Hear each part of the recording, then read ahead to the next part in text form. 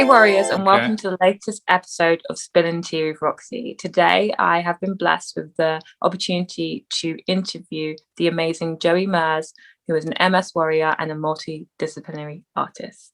Hey Joey, how are you? Hey, Roxy. I am good. Thank you. That was a nice, very nice introduction. I appreciate you having me on your show, and it's nice to meet you Thank over you. Zoom. Over not a I really post or whatever. appreciate it. What's that? I really appreciate it. It's nice to finally speak to you after months and months of following each other, to actually get to speak to you and find a little bit more about you, which is going to be great. And I think everyone listening is going to be excited because Joey is an amazing artist. Like, if you do not know Joey, definitely go and check out Joey's page, because the art is like levels that you'll never see. And I do art, but I don't do that kind of art. Trust me, check it out. And Joey, from the people that don't know who Joey is, resides in New York City. And I know a lot of my other MSs are from New York. So connections is always good, to know people and to have people around that you can connect with in your city. So the first question I know that all the MS warriors are going to know is, when were you first diagnosed with MS, Joey? Let's see. I was diagnosed originally in 2013. Okay. So going on, it might be exactly 8 years because it was like the spring of 2013. So yeah. That's Um, cool. but I probably had it, like I'm sure a lot of people, I think I had stuff going on well before, maybe if not born with something, I don't know. What was the But first symptom you felt like when you, what made you have to go to a doctor's and be like, something isn't right? I started having trouble with my mobility with walking, and I would get easily fatigued, and that was the main thing. I'm kind of like, why am I so tired after I feel overexerted, but I didn't do anything, Yeah. or I get that. walk like walk like a really short distance or something, and then most of the work I've always done still actually is like physical manual labor, which isn't the best line of work to be in if you have MS, or really just in general anyway. But and so a couple of the people on my work crew noticed that I had like a slight gait at the end of the job, and somebody just said like, "Oh, what's wrong with you?" Blah blah blah, and I was like, nothing. I don't think. I'm probably just tired. Like, oh, it seems like you're staggering a little bit, and I was like, yeah, I guess. Um, a couple of people actually made that comment, and I was like, I don't know, like weird, but because it was never like painful, and it was so subtle at the time that that I just wasn't or it happened so sporadically that I wasn't that serious about it. And then finally, after that job that I was doing, where we were packing everything into a big moving container, all the supplies and everything, and I was like, I got back to New York. I was in Minnesota, and got back to New York, and I was like, yeah, I should. I kind of never even been to a doctor or hospital for anything. I never had Wow. health insurance, never. Yeah, so kind of crazy. Living off grid. Yeah. um, and I was like, well, I guess I should figure out how to go to where to go once I go to a it's like this massive, whatever. Like that alone was kind of overwhelming.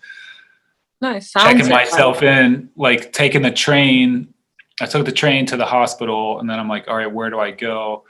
Probably just ask somebody at the desk. I'm like, yeah, I got this problem. And then long story short, they referred me to somebody, or they were like, told me where to go. And then I got tested for a few things. I don't remember what kind of test, but they tested me for a few things and said, it could be something called was it ophthalmoplegia? Okay, never heard of Um, that before.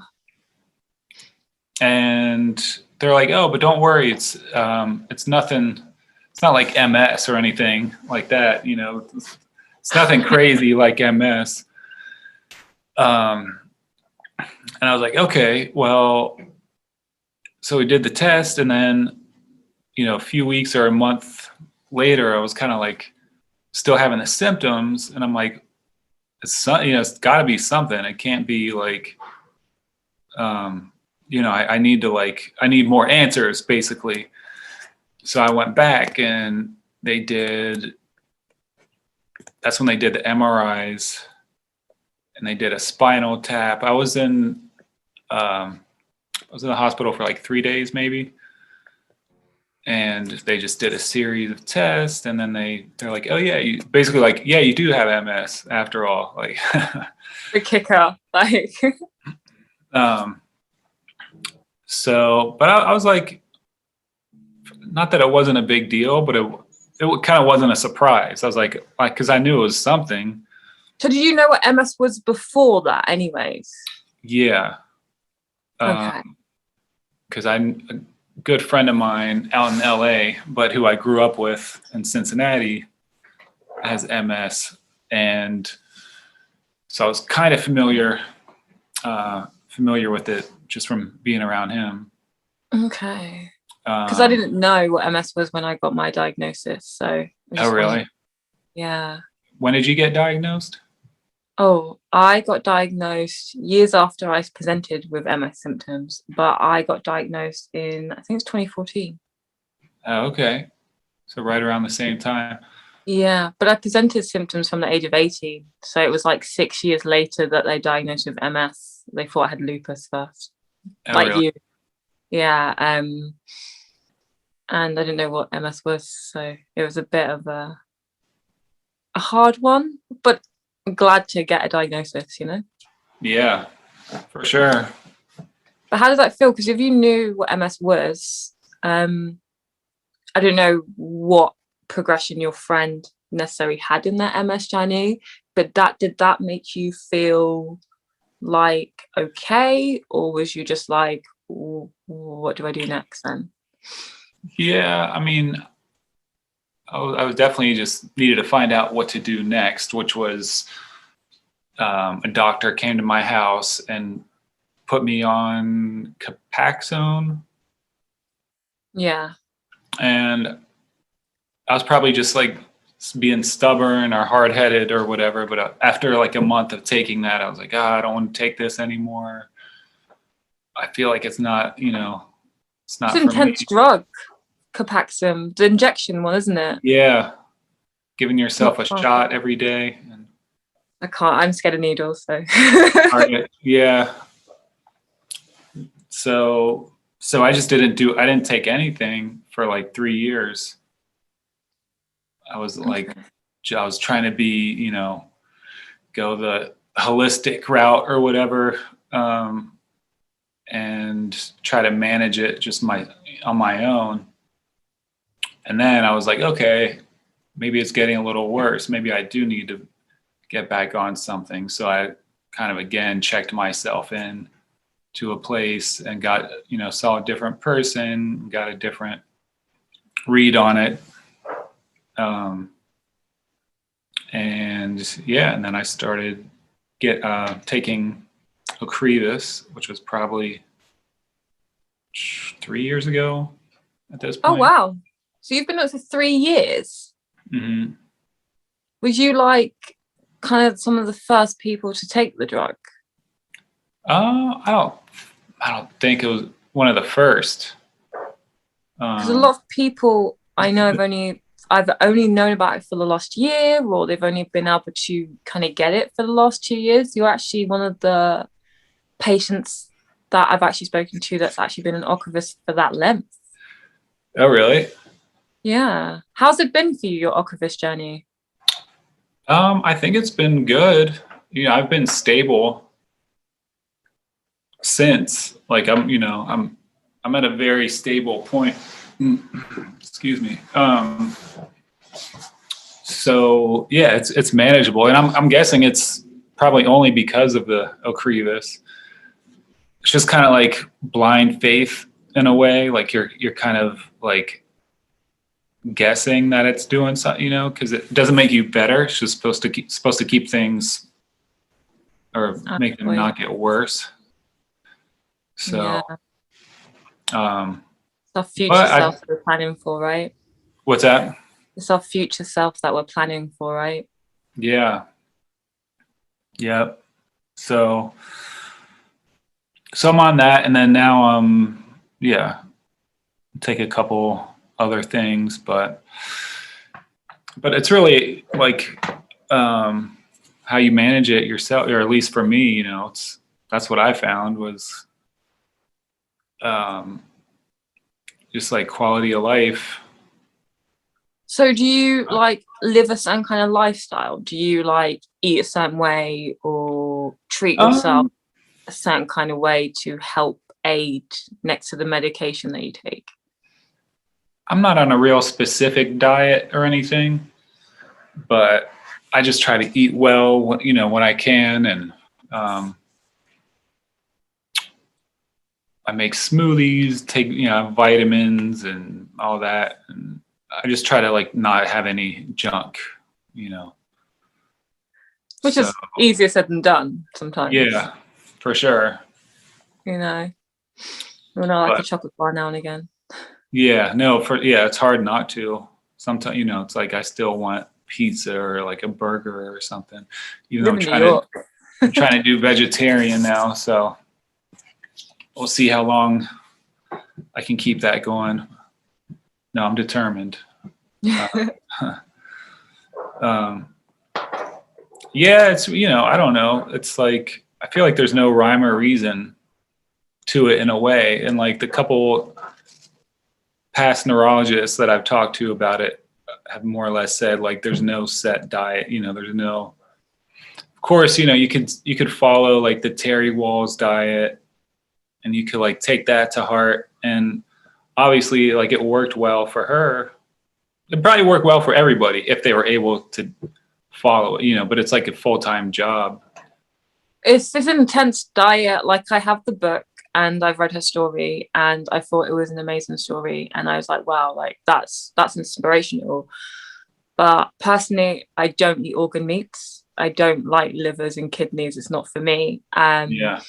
I eat only a small amount of meat. So I've kind of taken a lot from Terry, but I've also just used like lean meats like turkeys and make sure I get enough protein in. I used to do plant-based and I've done vegetarian. And I even did keto, which was probably the best for energy, but long term I just couldn't keep it up. Like it wasn't a lifestyle change, it was definitely diet. And I think with MS it has to be a lifestyle change so that you keep it up, you know. Yeah, for sure. Yeah, and it's like, you know, I try to do my exercise stuff. So in a way, you know, the quarantine's been kind of good for me in a way because like, yeah, it sucks and it's a horrible thing, but it's also allowed me to like focus on myself more and not do things like go to the bar a couple of times a week, you know, like, yeah, it helps to, you know, cut out certain things. Yeah, I cut out alcohol when I'm not saying I don't ever drink because I'm Irish and Bayesian, so rum is a thing.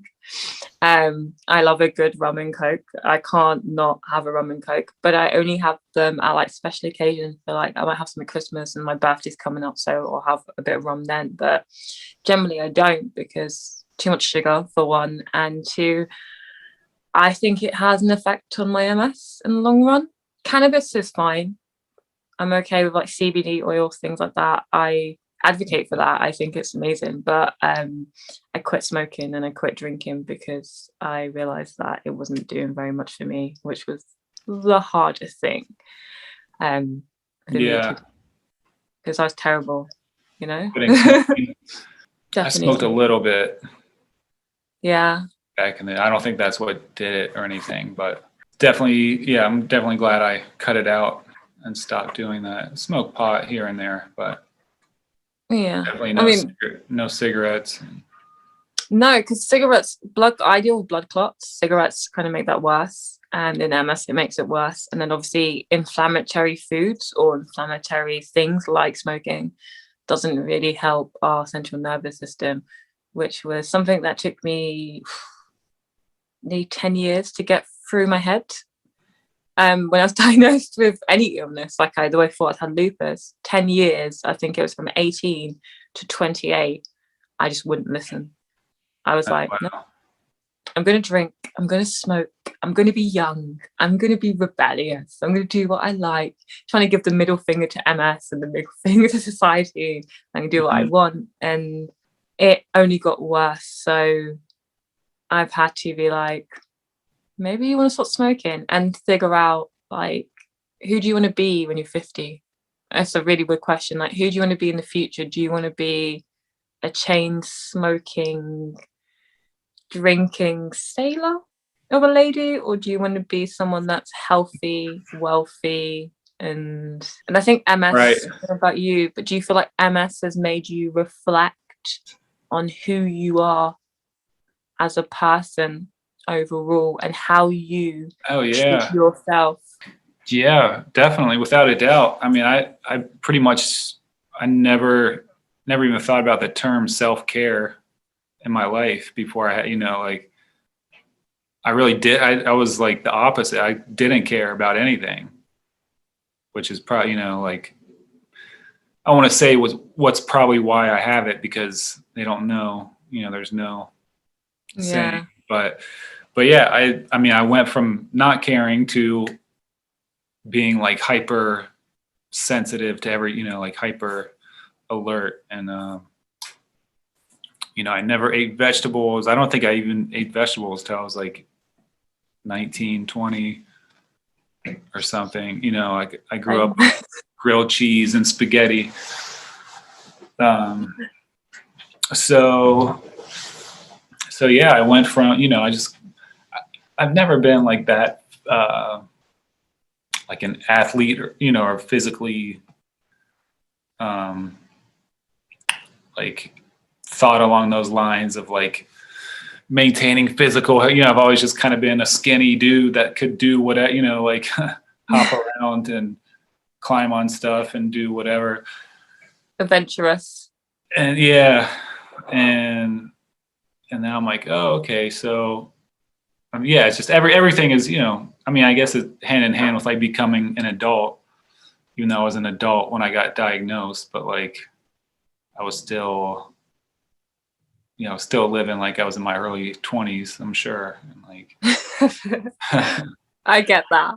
And who doesn't want to be young forever? Like, I mean, why would anyone want to be living this like, and it felt for me too adult. Like, it felt like, as my sibling would say, I'm adulting, which felt like so much, I mean, for me, so much responsibility and being responsible for my choices. And I was a bit more punk than that. I didn't think I had to be. Like, I was like, what do you mean? I'm going to eat this. I'm going to eat it. Like, very in the moment. Like, what's happening in the and maybe that is something that comes with doing art in a sense, like extremities. Like, I don't know if that's even an English word. Being extreme, and taking things to the edge a bit. And I do think, as you've touched on things, as I've been speaking to MSs, I find that a lot of them have either had childhood trauma in one way or another, or have lived extreme lifestyles in one way or another. And I'm trying to, as I talk to people, to see what the common denominator is, because there is something, I think, powerful in talking to people like yourself that has MS, especially for me, but also for any autoimmune disease, to see what the common thing is. And a lot of it is lifestyle or family life, which I think doctors maybe wouldn't ever dive into because it's personal, or they frankly don't have the time or the resources to do it. So I'm actually enjoying speaking to you and speaking to other people, just to hear those things that I think is important to share to the community, so that they realize that maybe they're not alone. Because like you said, hypersensitive. it makes you hyper aware and hypersensitive when you get a diagnosis like MS on everything you do. And that includes just the actual central nervous system vibrating in itself and the sensations you feel. But also you do question, did I cause this? What did I do in the past that maybe could have triggered that? Yeah. But at the same place, I don't think we should do that to ourselves. Yeah, right. I wonder if it's how much of it could be trauma or how much we bring it on ourselves somehow. Yeah. And yeah, I mean, I wish there was a way of knowing, but there really isn't. So, and I don't even know, like I very well could have had trauma that that didn't even register as trauma. You know what I mean? Yeah. That like what Disassociate, wasn't don't you? like, or whatever. But looking, or being from like a middle class white family, it doesn't, it's probably easy. For me, it was probably just easy to be like, oh, of course there wasn't trauma, because it was like, I mean, I don't know. I could like speculate a lot of different things, but like, but Like yeah, I there's mean, no just like a kind of, what's that? Like you said, there's no actual answers, so you can speculate as much as you want, but it's not going to give you the answers. And I don't think it's kind to ourselves either to put that in our minds, because there is nothing we can do. We can only adapt to the situation that we're in now, Mm-hmm. Kind to our mental health by not thinking about those things and thinking, oh, maybe I could have, or did I possibly cause, or even putting yourself back in a place of trauma to find out the answer and the discovery in itself. Mm-hmm. You know what I mean? Yeah, definitely. I mean, part of it, I've always like erred on the side of favoring self-destruction in a way, like as I'm sure a lot of kids my age that grew up skateboarding and listening to, whatever Black rebellious Flag music. So maybe it was like that much kind of living accumulated into who knows, but yeah, they say like that you choose your own disease. Like I'm sure you've heard that. So maybe I chose it in a weird way, like without really choosing it. No, I hear that. It's a weird one. It's hard to say you chose it because there's no cure and what we go through, it sounds almost like kind of like nuts to be like, oh my god, I chose this. But there's part of me that feels like, for the personality I have as a human being and the way I am, that maybe it's like my subconscious this is how I manifested it. Do you know what I mean? And some people can't. It's a sensitive subject. Like I don't really always delve into that because I know some people feel uncomfortable when you start talking about like manifestation or attracting things, and it doesn't always sit right with people. But there's part of me that does believe that that's possible. That that's how it's manifested. Like you said about not necessarily registering emotions and stuff like that, I feel like I've disassociated from things in my life and dissociated, whether it's situations, like you said, living extreme lives, being in situations, you either rationalize things that probably shouldn't have been rationalized, or you've experienced things that you've disassociated from either the trauma or the feeling maybe you felt. And sometimes with MS, I think it's like forced feelings. It's like my body's forcing me to feel emotions. I've never been so emotional since having MS. I've never had to feel emotions on this level of intensity.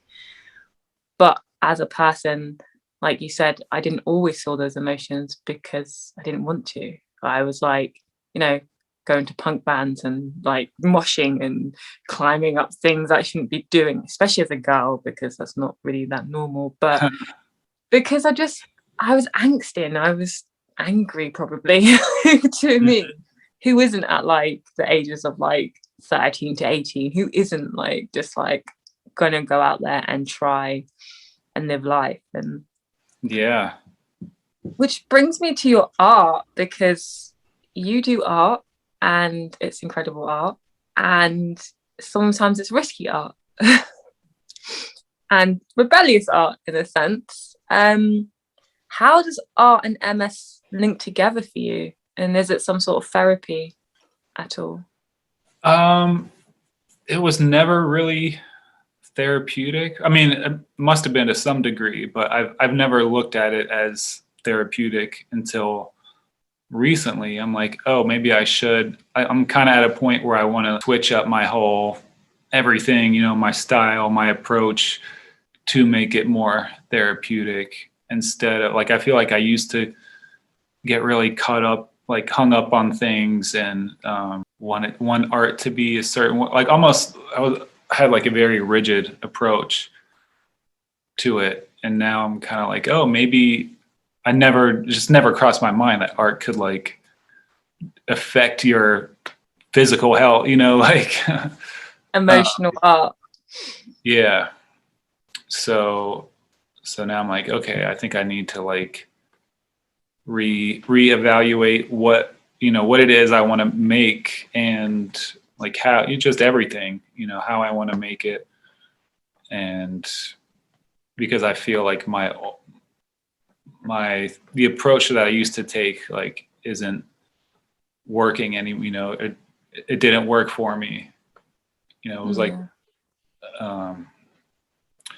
so yeah, I don't know. I like to do different I used to do a lot of graffiti, you know, which we talked about, which I don't do as much anymore.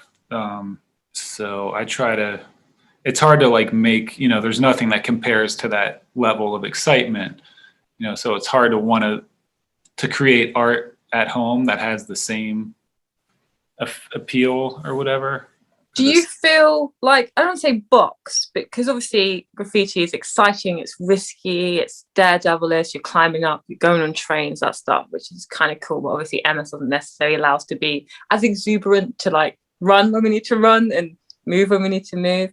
Did you feel like maybe a little bit boxed by not being able to like work at that level of like pure risk? Boxed, like, as in like artistically? Oh, like when I became diagnosed? No, not really. No, because it wasn't that drastic. You know, I was just kind of like, I went from being normal, or whatever I thought normal was, to like staggering occasionally. And I wasn't like a full on graffiti artist or graffiti writer when I was diagnosed. I'd already gotten a lot of it out of my, you know, I started when I was like 14, so I had a good, like, a long run before I was diagnosed. So I didn't feel like I was missing out because, you know. So what's your specialty now in art? Like, do you have a specialty? I like doing portraiture and oil painting, and I still like using, sometimes I use spray paint. I'm starting to like spray paint less, even when it's controlled and outside and with the mask. It's just not, I feel like it's not a medium I want to use as much, as hard as it is to say that, because I love it. You know, I love the immediacy of it and what it does. I like painting with it, but I just feel like I can't anymore. Yeah, I just have to like relearn how to work. You know, I like watercolor just as much as spray paint, so I should use that more, because it's not, you know, toxic. I need to like get rid of everything toxic in my life, I think. Yeah, I get that. You know, a lot of this, you know, the cool stuff, a lot of the cool like materials are toxic in the art world. So I want to like start drawing more, I think. Yeah, because I love oil painting is my main, that's what I like doing the most. But especially living in a studio apartment, I feel like it's probably not that healthy. You know, sleeping in the same room as where you're doing oil painting. I get that. So it's tough. That'd be the toughest one if I had to give something up to stop doing that. But I know there's ways around it. you can like achieve the same quality with water-based paints and even spray. I think they do make water-based spray paint now that I haven't used, but I would like to. I'd give that a try. So like our MS, you're gonna have to adapt, kind of thing, your art to your surroundings. Mm-hmm. For sure. But I kind of play a lot of music too, which I don't post that much of, but I kind of like doing that sometimes more than making art. So I feel like I could easily just like get into that more and sort of. So you make your own music? Yeah. What genre? What's that? What genre do you make? I guess it's kind of like folksy, finger picking style guitar. Okay. Mostly guitar stuff, but That's kind of cool. I was playing with a couple other people for a while, and that's kind of stopped like right before COVID. But I'd like to get more into that, and so I don't know. I feel like the two are kind of interchanged. You know, they're kind of nice to like bounce back and forth between different art outlets and stuff. Yeah, but I was into music first before I got into making art. Oh, we've had really good conversations about music. We have, haven't we? Yeah. You've got a very good musical taste. Oh, thank you. Very well-rounded. Some people kind of only like one specific genre or maybe one and two, but you obviously like music as just an overall entity. Oh, thanks. Yeah, I grew up going to see shows, going to punk shows, and as well as playing, playing it. I played like classical guitar when I was little, but then also growing up around the skateboard and punk scene, I would just go see any show, mainly because I was in a small town. So like anything that happened was like a big and exciting, so I'd go see bands just for the sake of like, just based off of their names, Oh, wow. It's good to socialize and like to make friends and feel relevant back then, right? Mm-hmm. Yeah, for sure. It was definitely a good time for that, early 90s. Go see the Cramps and the Dead Milkmen. And I got to see the Misfits over here, I think it was about 8 years ago, but it wasn't the original lineup. Oh, yeah. And I was so stoked because like I love all that kind of music. I love like the New York Dolls, love the Cramps. I'm obsessed with Black Flag. Like I love Henry Rollins, like absolutely in love with him. And, nice. and I've never been able to really, because I live in London, I've never been able to really get to see them. So it was like when the Misfits came over, I was like so stoked to be able to do that. Because I bet. I never got to see them. Just saying, I never got to see them. That's awesome. Yeah. No, they are epic. Because my dream was like live basically like the lifestyle you're saying, which is like being in America and being able to see these like really cool bands because they're kind of in your backyard and they're definitely going to come to your town. Like American bands didn't come to England as much, so you didn't really get the opportunity. So you'd be like looking at America for like a looking glass, being like, that looks like the coolest thing. We did have Sex Pistols and stuff like that, but I was gonna say you guys had, but I'm only 33, much, if not more. So I never got to see them. I didn't get that like beauty of classical English punk at its finest. Oh yeah. That's what pushed me into fashion. Was wanting that punk lifestyle. Kind of probably pushed me into the fashion lifestyle. They kind of go hand in hand, right? Yeah. In a way, yeah. Because like the Patricia Field in New York, right, is the place. It's not open anymore, but that was like the best place to go to if you were a punk, like Patricia Field shop. Oh yeah. She's an amazing stylist, and she styles like the coolest people. And okay. I kind of want to go to New York for that, so I can see why you was like, I'm going to go from Cincinnati, Ohio to New York City, because that's where it is. Like, that's what's cool. Yeah, everything was here. Either that or LA. Yeah. I wanted to ask you, how has COVID affected your MS journey, and have you had the COVID vaccination? It's affected me in that, like, probably more mentally than anything, but I've had, it's given me more time to like investigate my illness and really manage it better. So yeah, it's not like I'm exercising, like going to the gym all of a sudden, but just the fact that everything is slowed down, I think helps me. And I'm trying to think. Yeah, I have more time. It's like I try to avoid the term self-care. I think you were talking about that the other day. Like self-care is kind of like this catchy, like this trendy phrase, but it's true. Like that. So basically, like I've been able to work on self-care more, which I hadn't really.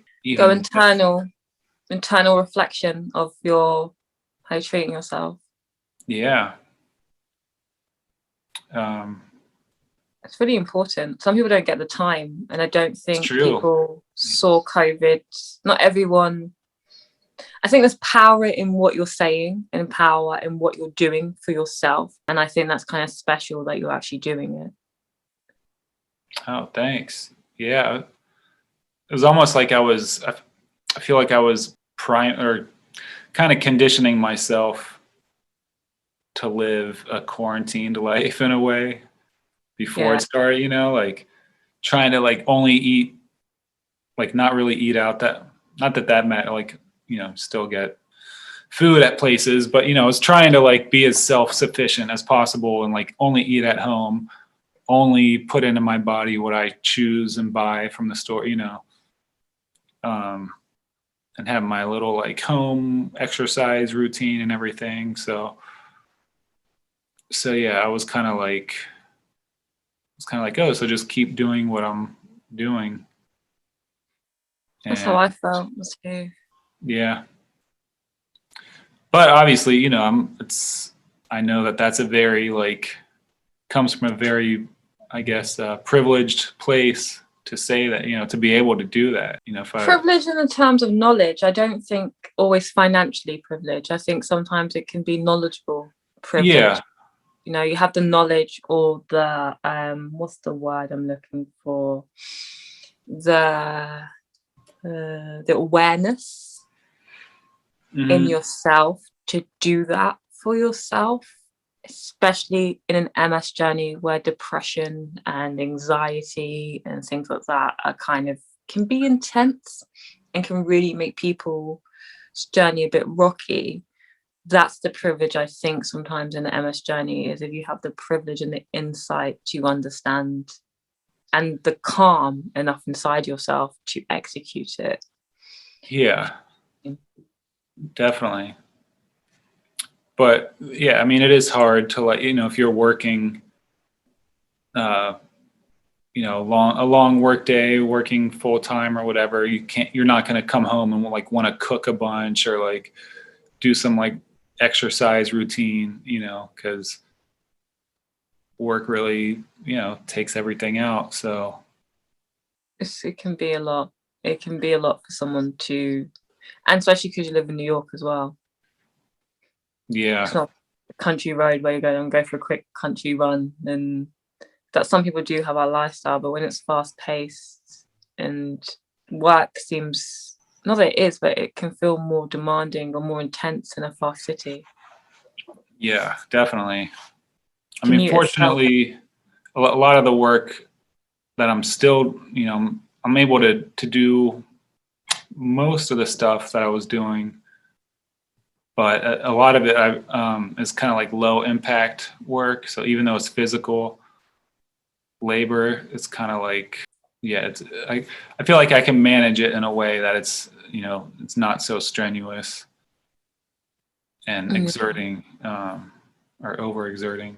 Yeah, it's good to have at least for what I do, like gig work, I guess. It's good to have the gaps in time between jobs so you can like recoup or whatever, and Yeah, I get that. take care of myself between jobs. So when I start working, I can, it's okay if I like neglect certain things for a couple weeks. I totally relate to that because like even just doing this and talking to people, like I have to have a day in between every other day just so I can let my MS like sleep sometimes, or just not feel overly exerted so that I can do the best job I can do when I'm doing a job scenario, and that's just interviewing someone. So I get that massively, especially when you're doing what you do, which is like artistic and laborious and like putting up wallpaper or painting murals, because I've seen that you've done some amazing ones in the last year for people, and you're posting ones you've done in the past, and they're really good. They're really, really good. Oh, but I know that's not easy. That's like a few hours. Like, I could barely put my hand over my head sometimes with MS. Like, it can be painful. Yeah, and you're no, for sure. That, I have a question for you. It's a question I like to ask all my MS warriors. If you could speak to yourself before MS, what would you say? Stop doing everything you're doing right now. Stop completely. Stop all the destructive habits, and everything you're doing is stupid and it's not gonna get you anywhere. And no, I don't know. I wouldn't be that hard. I probably would be hard on myself, but then I feel bad about it afterwards. Gotta be kind to yourself. Yeah. You are your best friend. That's right. Yeah. Yeah. No, I mean, in a way, I don't wish I could do that, but it'd be, I would say just do everything different. Same. Slow your roll, go to college, don't move to New York. Don't move to New York. No, go there, but like do something different. Go to school, maybe go to in school. New York. Yeah, that's what I was gonna say. Yeah, I always wanted to do that. I wanted to go to, is it New York or LA? FIT? Is it FIT in New York? Yeah. Mm-hmm. I applied for that, the Fashion Institute of Technology. I did get in, but like the fees were just ridiculous price. Like it was like 4 times the price of university in London for me. And really? Because I had to like also find somewhere to live. Yeah. And New York prices for living are just like insane. In London, at least, I could live with my parent. Do you know what I mean? And that's something I really want to do that I never got to do. So I get it. I was like, New York sounds amazing to go to, and being artistic, like, why wouldn't you want to go there? The greatest artists come from New York. Like, they have these, and they have such great art scenes in New York. Yeah. And being someone that like loves queer culture and is in queer culture, there's like this amazing queer culture in New York. There's so many cultures that I'd want to explore. It's true, so I try to do it that way. Definitely. It's a place. It's a privilege to be in New York in a sense. Like it is a privilege to be in London for culture. Definitely. Yeah. I mean, I feel very lucky to still be here and to still, I could come here in the first place, 20 something years ago. But I definitely, like, if I didn't move here when I did, I definitely wouldn't be here now. I think it's because I've my network, my friendships and connections I've made have kind of made me who I am now. So I couldn't imagine just like moving here all of a sudden. But yeah, I don't know. It's a trip. It's a trip to be somewhere, to be here for like 22 years and to like go through all these changes and try to navigate life, navigate everything. I don't know. Everywhere is like up and down. Everywhere is tough. People complain about everywhere Yeah, they're that's at. pros and cons to everything in life, and that's the thing. And I've had to weigh them up many times. MS has made me weigh up like job prospects. Like I haven't worked in a very few years, like an actual job that pays me. Thankfully, my country is quite good with helping you financially when you need assistance, which is great, but it's not ideal because I'm not getting to use my artistic skills or the things I actually studied for. Because I can't live a fast-paced fashion life. I can't do that anymore. And I've had to sit here and reevaluate. And like you asked me before, like, how did I get to podcasting? It was like, well, I'm not doing anything else. I can't really go very far, and disability is definitely affecting me. But what I can do is I can sit down and I can talk. And this is where I came to. And we hope it creates something. And if not, I'm just very privileged to have the pleasure of speaking to my fellow community and my warriors. And I've learned a lot. And I've realized that I'm surrounded by really amazing humans like yourself, who go through a lot but overcome a lot of it.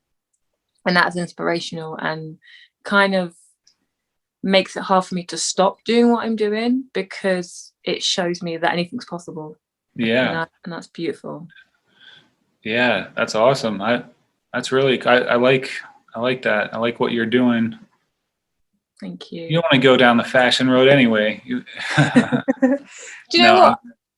I did say that the other day. I was like, it's not that I don't love fashion. I definitely want to keep showing people that you don't have to not be fashionable with MS. Like you can still adapt your clothing to being cool, being comfortable, and you can get mobility aids that still allow you to, have your own personality, because clearly I love personality. I love like colorful, bright, artistic things.